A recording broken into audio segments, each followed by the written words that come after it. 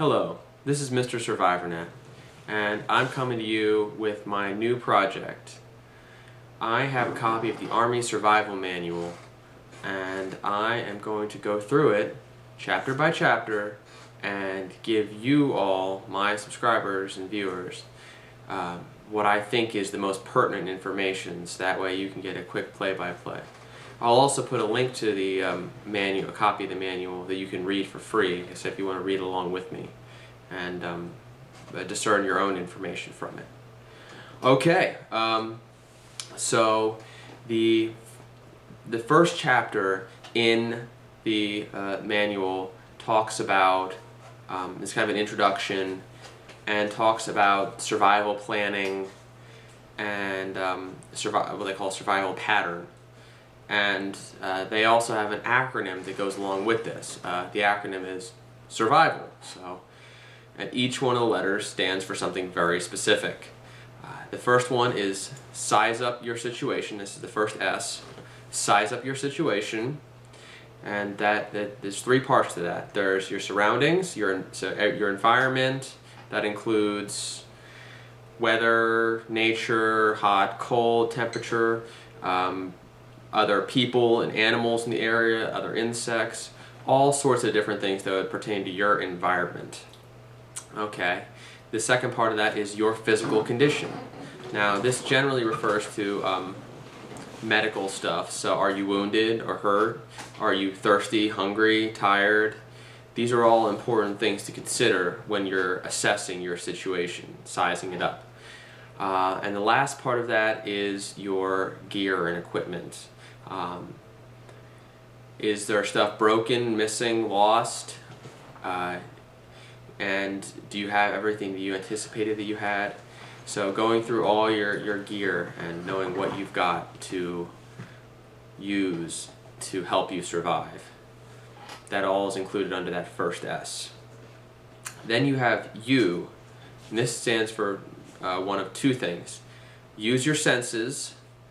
So and undue haste makes undue waste, or makes waste. So based on the first one, you want to use your smell, your hearing, your sense of temperature, all those things to help you determine the right kinds of actions in that. And the second part goes right into that as well. The second part basically states that you don't want to rush your planning.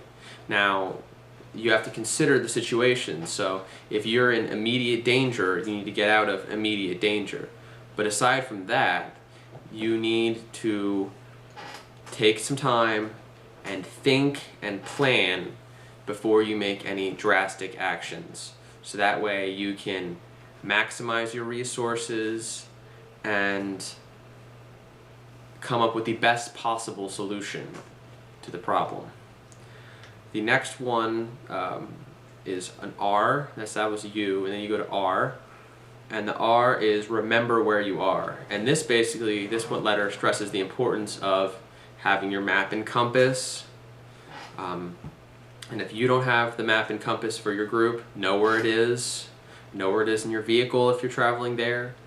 And then basically knowing where your position is, where you're headed to, and where in relation on the map, and important locations along the way. So if there's someone chasing you, or if you have an enemy of some sort, where are they in relation to your position?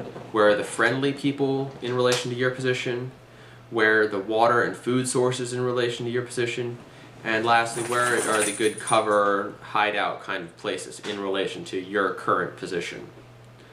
And that is all under the R. And then there is the V. And the V stands for vanquish, fear, and panic. Now, stress is an everyday occurrence and can actually be, in reasonable amounts, can be important and is essential in survival situations.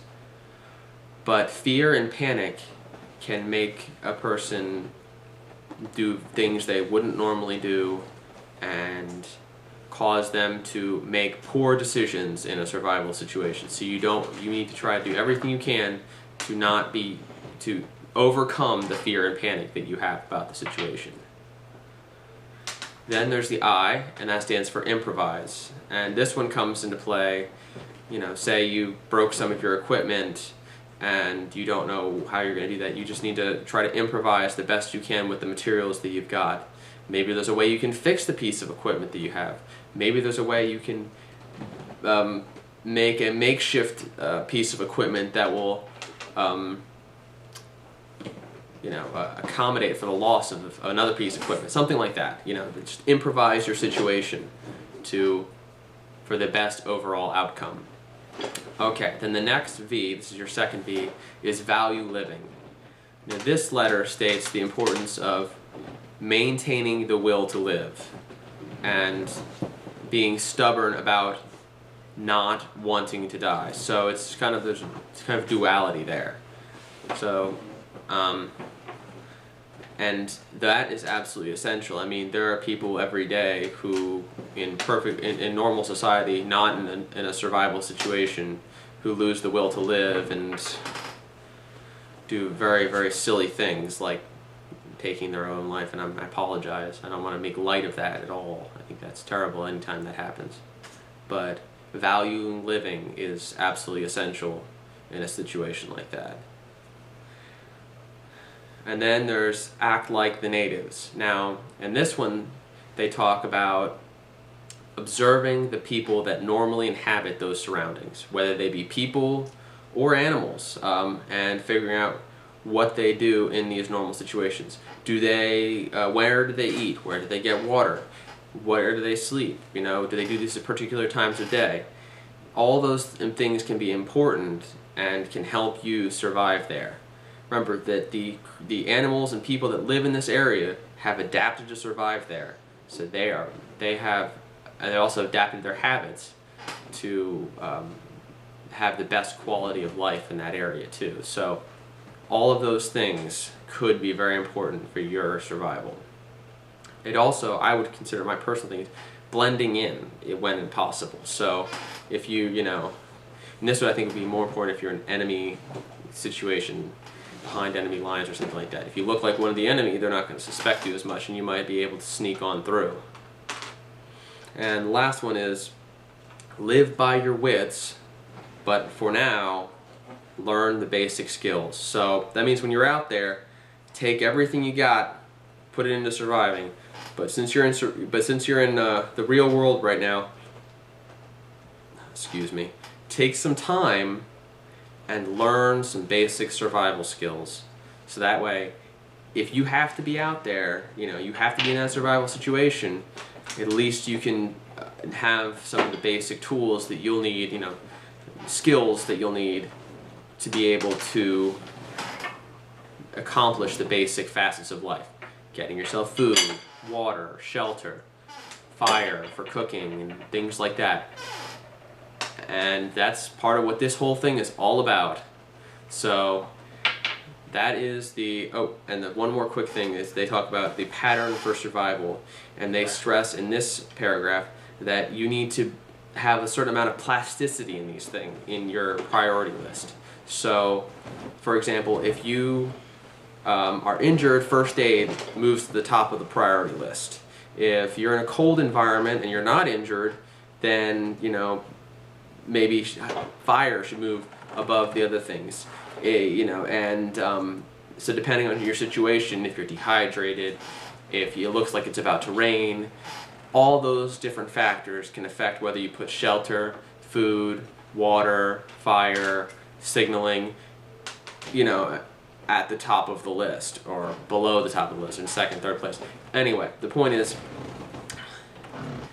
you'll need to assess the situation. Each situation is going to be different, and you need to make the best decision you can because you're the person in the situation. And that was Chapter 1 of the Army Survival Manual, and this is Mr. SurvivorNet saying, stay safe.